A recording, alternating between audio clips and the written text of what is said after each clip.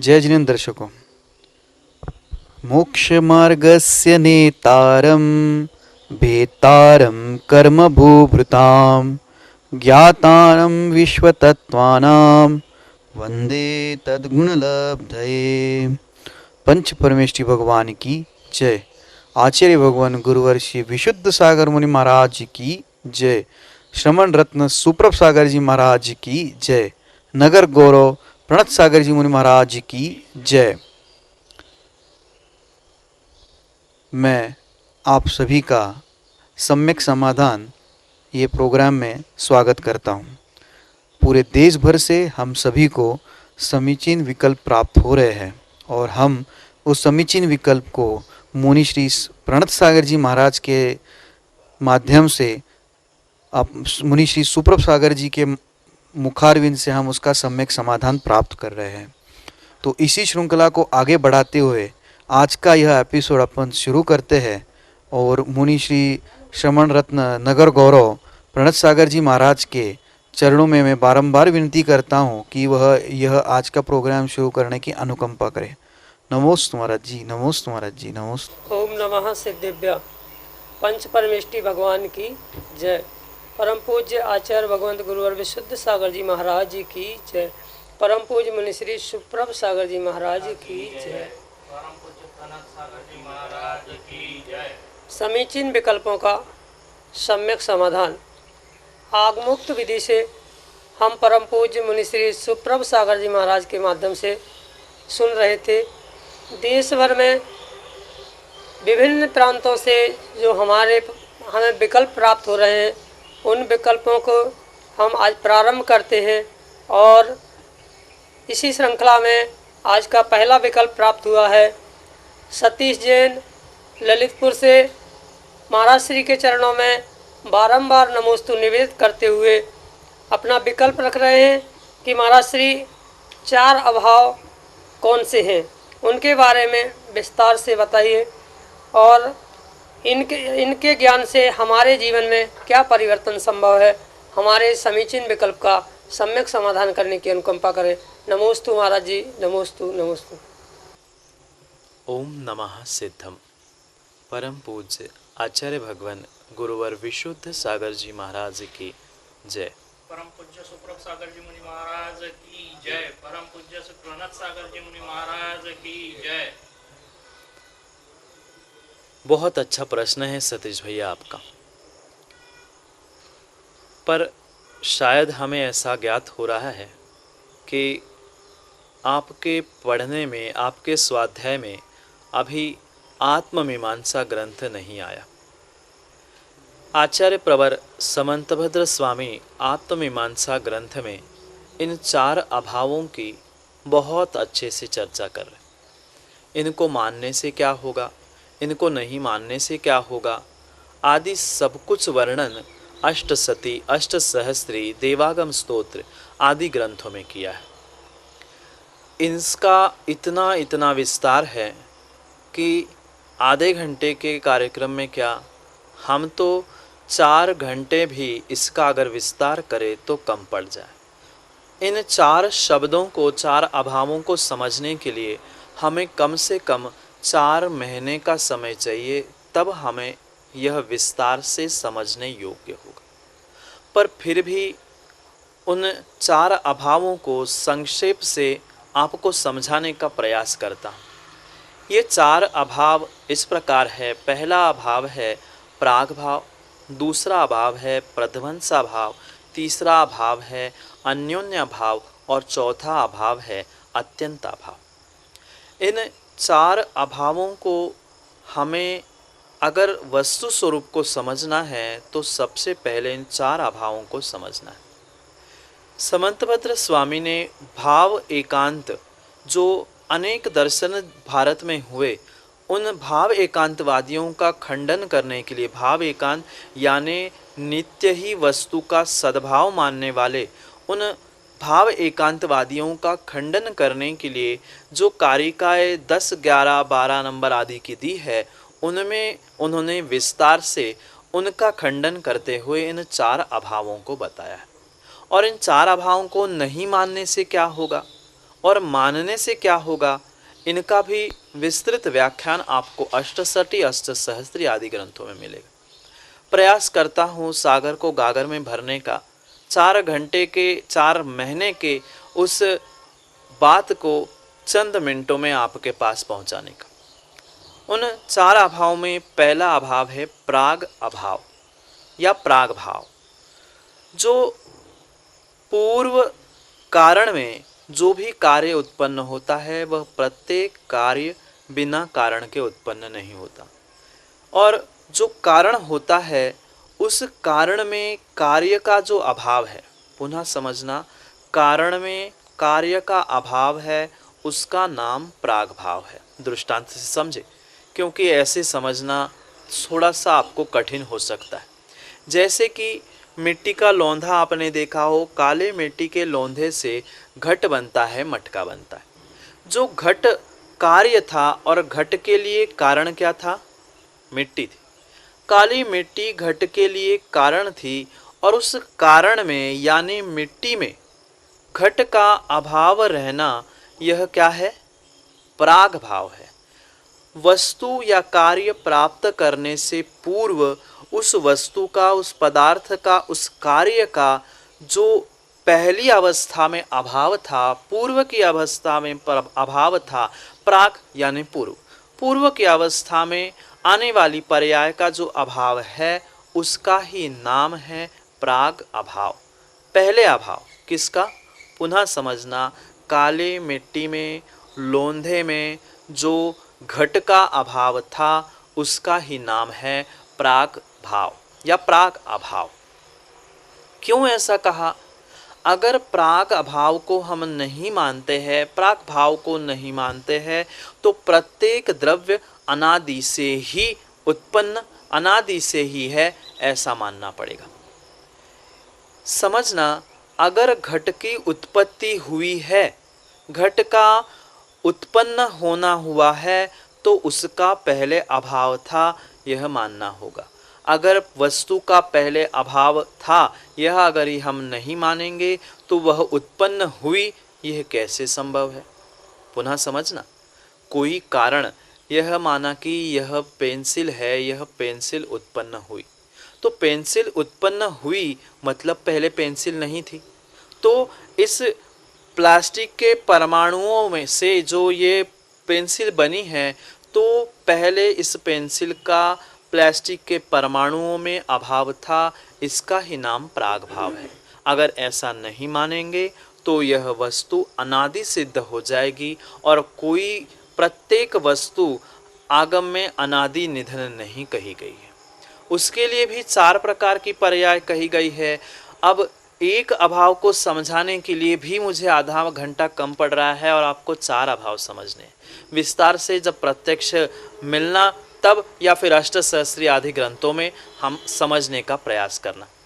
तो प्राग अभाव समझ में आया, कार्य के जो उत्पन्न होने के लिए कारण था, उस कारण में कार्य का अभाव होना, वह प्राग भाव है।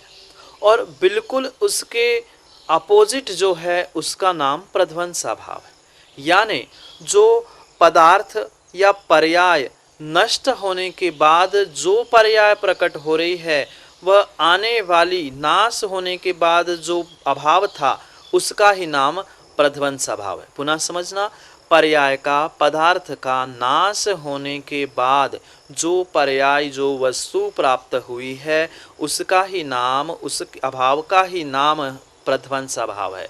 मतलब क्या हुआ? अब माना कि हमने घट रूपी कार्य प्राप्त कर लिया, प्राग भाव पूरा हो गया मिट्टी और घट का। अब घट प्राप्त होने के बाद घट फूट गया। घट फूटने के बाद क्या होगा? वह कपाल पर्याय प्राप्त होगी या फूटे घट की पर्याय प्राप्त होगी। तो जो फूटे घट की पर्याय प्राप्त हुई थी वह आज मौजूद है क्या? आज मतलब क्या? आज हमने घट को सामने रखा, ठीक है। पहले हमने पिछली पर दृष्टांत में मिट्टी को सामने रखा था और घट को देखा था। अब घट को सामने रख के हम कपाल को देख रहे।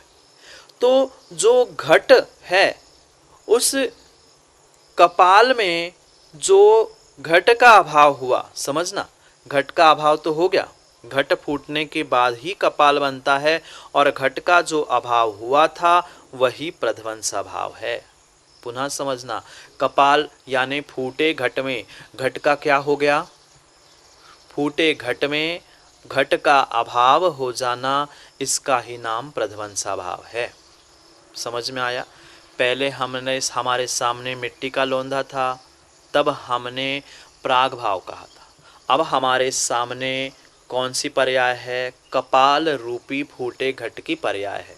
उस कपाल में जो घट का अभाव है उसको ही प्रध्वंसा भाव कहते हैं। अगर प्रध्वंसा भाव को जीव नहीं मानता है तो प्रत्येक वस्तु अनंतता को प्राप्त होगी, कभी भी उसका अंत होता ही नहीं है। ऐसा अगर हम प्रध्वंस भाव को नहीं मानेंगे तो वस्तु स्वरूप ऐसा हो जाएगा। घट के फूटने के बाद ही कपाल यानी फूटा घट बना है, तो फूटे घट में पहली पर्याय का अभाव होना ही, वह घट का अभाव होना ही, उसका कपाल में घट का अभाव होना ही प्रध्वंस भाव है। पुनः समझना, कपाल में जो कपाल में या फूटे घट में जो घट का अभाव हम देख रहे हैं उसका ही नाम प्रध्वंस भाव है। ये दो अभाव हुए। और तीसरा अभाव था अन्योन्य भाव। एक पुद्गल द्रव्य में दूसरे पुद्गल पर्याय का, एक पुद्गल पर्याय में दूसरे पुद्गल पर्याय का जो अभाव है उसका ही नाम अन्योन्य भाव है। इसको इतरेतर भाव से भी जाना जा सकता है। पुनः दृष्टांत से समझना, यह पेंसिल है और यह पेन है। इस पेन का इसमें सद्भाव है? नहीं है। इस पेंसिल का इस पेन में सद्भाव है? नहीं है। तो दोनों पुद्गल द्रव्य है क्या? दोनों भी पुद्गल है, पर फिर भी दोनों पुद्गल द्रव्य एक दूसरे रूप नहीं है। द्रव्य भले ही पुद्गल द्रव्य हो पर दोनों पर्याय भिन्न भिन्न है। इस पर्याय का इसमें, इस पर्याय का इसमें जो अभाव होता है उसको ही इतरेतर अभाव या अन्योन्य भाव ऐसा कहा जाता है। फिर चौथा अभाव जो हमें समझने जैसा है, वह चौथा अभाव जो है वह है अत्यंताभाव। जो दो भिन्न द्रव्य है, उन दो भिन्न द्रव्यों में परस्पर जो अभाव होता है उनको अत्यंताभाव कहते हैं। जैसे इसमें और इसमें, ये कौन? शरीर नहीं, आत्मा यानी जीव द्रव्य में और पुद्गल द्रव्य में जो अभाव होता है उसका नाम अत्यंताभाव है। जिसमें परिपूर्ण रूप से अत्यंत अत्यंत अत्यंत अभाव होता है उसको ही अत्यंताभाव होता है। क्या कभी किसी भी पर्याय में या किसी काल में जीव द्रव्य पुद्गल होगा? क्या पुद्गल द्रव्य जीव होगा? यह कदापि संभव नहीं है। इसलिए उनकी दोनों की पर्याय को, जीव द्रव्य की और पुद्गल की, जीव और पुद्गल, इन दोनों को जो भिन्न भिन्न रूप से जानने के लिए आवश्यकता थी वह थी अत्यंताभाव की। अत्यंत रूप से यानी परिपूर्ण रूप से जिन दो द्रव्यों में अभाव होता है उनको अत्यंताभाव कहते हैं। और अन्योन्य भाव में जैसे हमने दृष्टांत में समझा था, माना कि पेन नष्ट हो गया और ये पेंसिल नष्ट हो, दोनों वस्तु नष्ट होने के उपरांत कभी कदाचित ऐसा भी होगा कि इनके परमाणु बिखर गए, इसके परमाणु बिखर गए, और पुनः इन दोनों के परमाणु बिखर कर वे कभी इस रूप भी हो सकते हैं, कभी इस रूप भी हो सकते। वर्तमान में नहीं है पर भविष्य में होने की संभावना है। पर जीव और पुद्गल के साथ ऐसा होना संभव नहीं है। इसलिए पुद्गल की एक पर्याय का दूसरे पुद्गल की पर्याय में जो अभाव है उसका इतरेतर अभाव या अन्योन्य भाव कहा है, और एक जीव और पुद्गल इन दोनों में जो अभाव है उसको अत्यंताभाव कहा। संक्षेप से इन चार अभावों को इसी प्रकार से समझा जाएगा। विस्तार से समझने के लिए अष्टसती, अष्टसहस्री, देवागम स्तोत्र आदि आदि ग्रंथों को आपसे को विस्तार से पढ़ना होगा। और जो रही बात इसको मानने से हमें क्या फल मिलेगा, तो हमने ये समझाया है कि इसको नहीं मानने से क्या होगा। अगर अत्यंत अभाव और अन्योन्य अभाव नहीं मानेंगे तो प्रत्येक वस्तु संकर हो जाएगी। यानी आप ये नहीं कह सकते हो कि ये पेंसिल है, ये पेन है, मैं जीव द्रव्य हूँ, आप सतीश जी हो, ये कहना संभव नहीं होगा। और इन दोनों अभावों का हम नहीं मानेंगे। अगर उन चार अभावों को जीव ने धारण कर लिया और भीतर उतार लिया तो विश्वास मानना जो दुख है वह दुख भी दूर हो जाएगा। क्यों? हमें ये बात बहुत अच्छे से समझ में आएगी कि जो दुख शरीर को हो रहा है, कष्ट रोग हो रहा है, उसका मेरे आत्मा में अत्यंत अभाव है। तो उससे हमें ये प्रतीत होगा कि जीव द्रव्य और पुद्गल द्रव्य भिन्न होने से मैं दुख से भिन्न हूँ। ये हमें जानने के लिए यह हमारा अत्यंत अभाव सहायकारी होगा।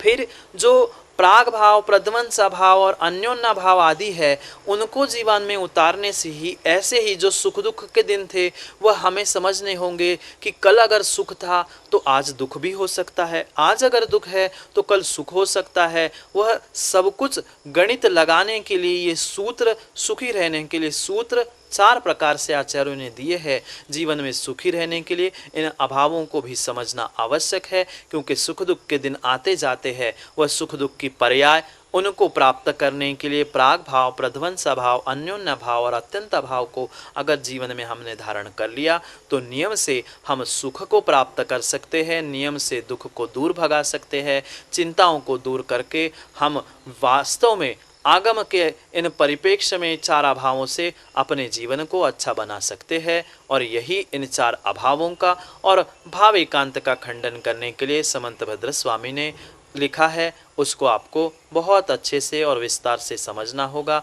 विस्तार के लिए और कभी फिर मिलेंगे। आपके लिए इतना ही। इस समीचीन प्रश्नों की श्रृंखला में अगला विकल्प प्राप्त हुआ है विद्वानों की नगरी सोलापुर महाराष्ट्र से डॉक्टर चंदन शाह, जो कि हमें ऑडियो के रूप में प्राप्त हुआ है। आपके सामने है। 108 आचार्य श्री विशुद्ध भावसागर महाराज जी की जय। मुनि श्री 108 सुप्रभ सागर जी महाराज जी के चंद्रों में दीवार नमोस्तु। मुनि श्री, मनुष्य जन्म की सार्थकता आत्म कल्याण में है। ये ज्ञान होने के बावजूद भी मनुष्य संसार से निवृत्त नहीं हो पाता, ऐसा क्यों? महाराज जी कृपया इस शंका का समाधान करें। मोहेन समृतम ज्ञानम स्वभावम लभते नहीं, मत्तापमात् पदार्थानां यथा मदन कोद्रवे। जैसे उन्मत्त पुरुष को जो बेहोशी के हालत में होता है उसे सार का विवेक नहीं होता। वह वस्तु को देखता है, कथनचित जानता भी है, पर उसके स्वरूप को मानता नहीं। बिल्कुल ऐसी ही परिणति संसारी जीवों की हो चुकी है। क्यों हुई? उसने तो मद्यपान किया था, पर हमने कौन सा मद्यपान किया है कि हम जानकर भी जान नहीं पा रहे हैं और जानकर मान नहीं पा रहे। आचार्य महाराज पूज्यपाद स्वामी इसका बहुत सुंदर उत्तर आज नहीं कई वर्षों पूर्व दे चुके हैं। मोहेन समृतम ज्ञानम स्वभावम लभते नहीं। जो ज्ञान मोह से ग्रसित है वह कभी भी स्वभाव को प्राप्त नहीं कर सकता, नहीं किया जा सकता। तो यह जो हमारे भीतर का मोह है, चाहे दर्शन मोह कह लो, चाहे चारित्र मोह कह दो, दोनों प्रकार के मोह के निमित्त से हम जो वस्तु स्वरूप से दूर है, जो राग द्वेष, मेरा तेरा, उसका, अपना, ये करने में जो हम जीवन बिता रहे हैं, इसी के कारण से हम वस्तु स्वरूप को पहचान नहीं पा रहे। बहुत अच्छा प्रश्न है कि सांसारिक जीवन में हमें ये ज्ञात है कि आत्म कल्याण से ही मनुष्य पर्याय का कल्याण होगा, पर ये जानने के बाद भी आप मानने के लिए तैयार नहीं है, इसलिए आप कभी आत्म कल्याण की ओर बढ़ने का प्रयास नहीं कर पा रहे। प्रश्न आपका ये था कि क्यों नहीं कर पा रहे हैं, तो आपके लिए यही उत्तर है कि भीतर का जो आपका दर्शन और चारित्र मोह है उसको क्षीण करने का, क्षोभक्षम रूप बदलने का प्रयास करो।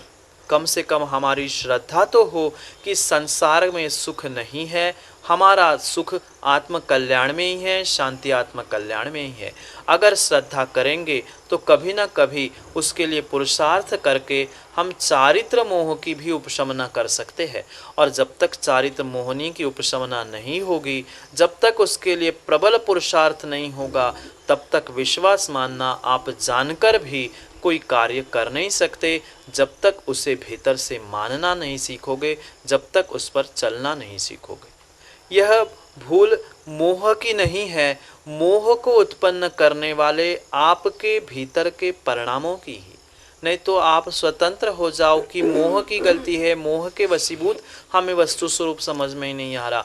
मोह कोई बाहर की वस्तु नहीं है, आपके भीतर के ही राग, द्वेष, ममत्व, दुत्कारना आदि आदि जो भी मेरे भीतर के परिणाम हैं, उन परिणामों से ही यह मोह और मोहनी कर्म एकत्रित किया है। उस मोहनी कर्म से ही हमें वह सामने की वस्तु साफ नहीं दिख रही है।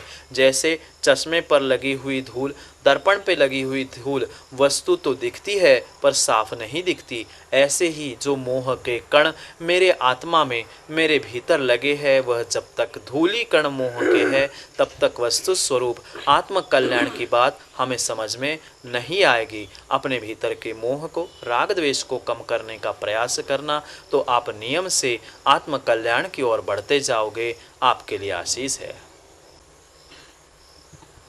अगला समीचीन विकल्प प्राप्त हुआ है भोपाल मध्य प्रदेश से मीना जैन। महाराज श्री के चरणों में बारंबार नमोस्तु निवेदित करते हुए अपना विकल्प रख रहे हैं कि महाराज जी, इस कोरोना काल में, संक्रमण काल में हम घर पर ही पूजन करते हैं और उसका जो चढ़ाई हुई द्रव्य है वह कभी किसी जानवर को खिला देते हैं या बागवान माली आदि को दे देते हैं। लेकिन जब तक हम कुछ समय तक वह द्रव्य घर में रखी रहती है तो क्या इसमें कोई दोष है? हमारे समीचीन विकल्प का, हमारे समीचीन प्रश्न का सम्यक समाधान करने की अनुकंपा करें। नमोस्तु महाराज जी, नमोस्तु। हमने 2 बार पहले भी इस निर्माल्य के बारे में बहुत सारी चर्चा की है। आपका प्रश्न समीचीन है। आपका जो विकल्प है कि लंबे समय तक घर में उस निर्माल्य को क्या रखना चाहिए, क्या उस निर्माल्य को रखने से हमें दोष लगेगा? हाँ, नियम से निर्माल्य को घर में रखने से दोष लगेगा अगर आपका उसमें राग जा रहा है। जैसे हमने पहले भी कहा था, निर्माल्य यानी हमने छोड़ी हुई वस्तु, उस छोड़ी हुई वस्तु को हमने छोड़ दिया और उसमें अगर उसके व्यवस्थाजन्य राग है तो जितने अंश में राग है उतने अंश में बंध है। एनान सेनम रागस्तेनान सेनम बंधनम अस्ति।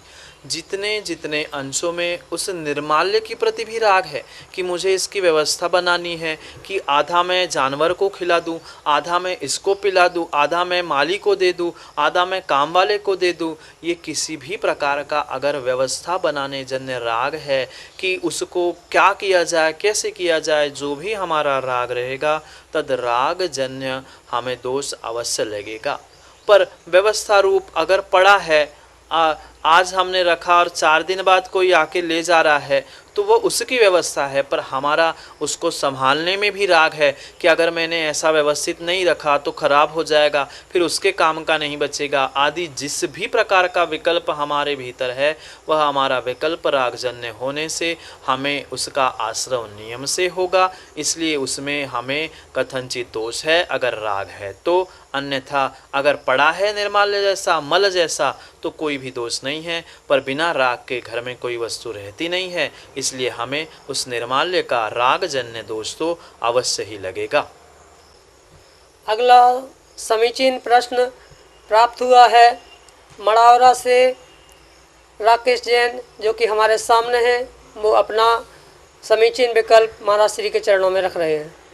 नमोस्तु महाराज जी, नमोस्तु महाराज जी। मैं मड़ावरा चतुर्मास, पिछले साल चतुर्मास मड़ावरा में हुआ था, उस चतुर्मास से जुड़ा हुआ हूँ आपसे। मैं आपसे प्रश्न पूछता महाराज जी कि जो दाढ़ी बाल कटिंग करवाते हैं उसमें कितने समय का सूतक लगता है, और स्नान करने से वो सूतक समाप्त हो जाता है, उसका समीचीन समाधान करने की कृपा करें। नमोस्तु महाराज जी, नमोस्तु महाराज जी, नमस्ते। ठीक है, ठीक। दाढ़ी करना, बाल बनाना, नाखून काटना आदि प्रत्येक क्रिया का सूतक अवश्य लगता है। उसके लिए विस्तार से हमें यह बात समझनी होगी कि पहले तो ये बात समझ लेना कि इनके पीछे सूतक क्यों लगता है।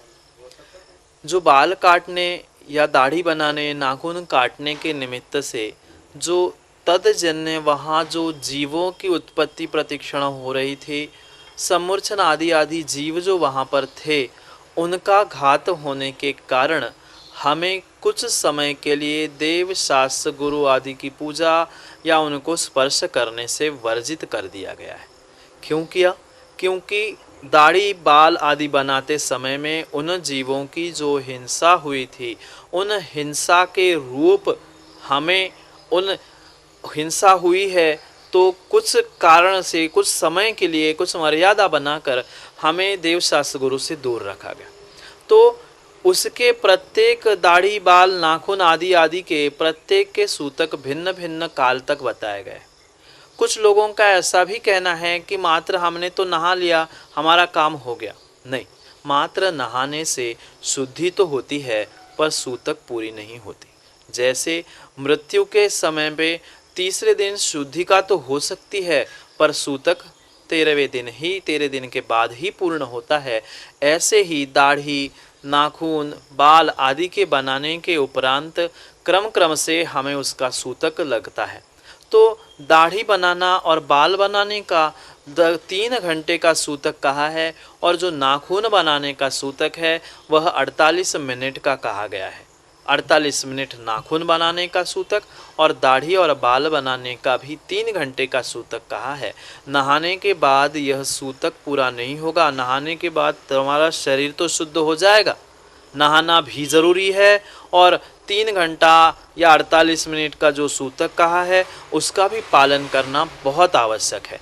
नहाना भिन्न विषय था, नहाना मात्र शरीर की शुद्धि हुई, पर देव शास्त्र गुरु को स्पर्श करने के लिए, पूजा अभिषेक आदि करने के लिए नियम से हमें 3 घंटा 48 मिनट आदि का जो सूतक है उसको नियम से पालन करना होगा। मैं सभी की ओर से मुनि श्री शमन रत्न सुप्रभ सागर जी एवं प्रणत सागर जी महाराज के चरणों में बारंबार नमोस्तु करते हुए मैं यह हमारी उनकी यह असीम अनुकंपा ऐसी हमारे ऊपर बने रहे, यह रिक्वेस्ट करता हूँ मुनि श्री को।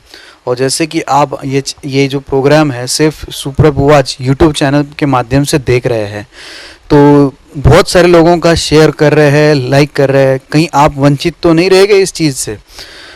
तो यह मेरा आपसे भी सभी से यह रिक्वेस्ट है कि आप भी जल्दी से जल्दी जो भी आपके मन में शंकाएं हैं, जो भी आपके समीचीन विकल्प है, ये हमें भेज दें और इसका सम्यक समाधान मुनिश्री के मुखारविंद से सुने।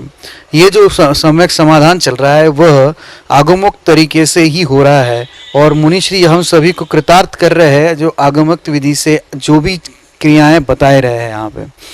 और श्रमण रत्न प्रणत सागर जी महाराज भी अपने मुखारविंद से हम लोगों को मदद करते हुए यह बता रहे हैं और यह कार्यक्रम की शोभा बढ़ा रहे हैं।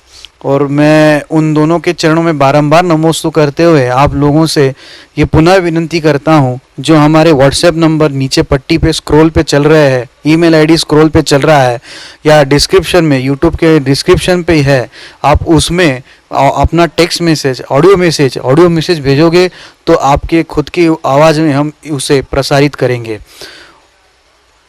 और देखते रहिए हर शाम को 5:13 पे सिर्फ यूट्यूब चैनल पे सुप्रभ वाच पे। मैं फिर से एक बार नंबर दोहराता हूँ, जिस नंबर पे व्हाट्सएप नंबर पे आप लोगों को मैसेज भेजने हैं, वो नंबर है 08707548811। मैं रिपीट करता हूँ नंबर 0708707548811। एक नंबर और भी है 0741530 7441 7415306441। आप इस नंबर पे अपना समीचीन विकल्प, आपकी जो भी प्रश्न है, क्वेश्चंस है, वो आप भेज सकते हैं। और हमारा ईमेल आईडी है samyak.samadhan@gmail.com। मैं स्पेल करता हूँ samyak.samadhana@gmail.com। और इस आज के एपिसोड को हम यहीं पे विराम देते हैं। मुनि श्री के चरणों में बारंबार नमोस्तु नमोस्तु नमोस्तु।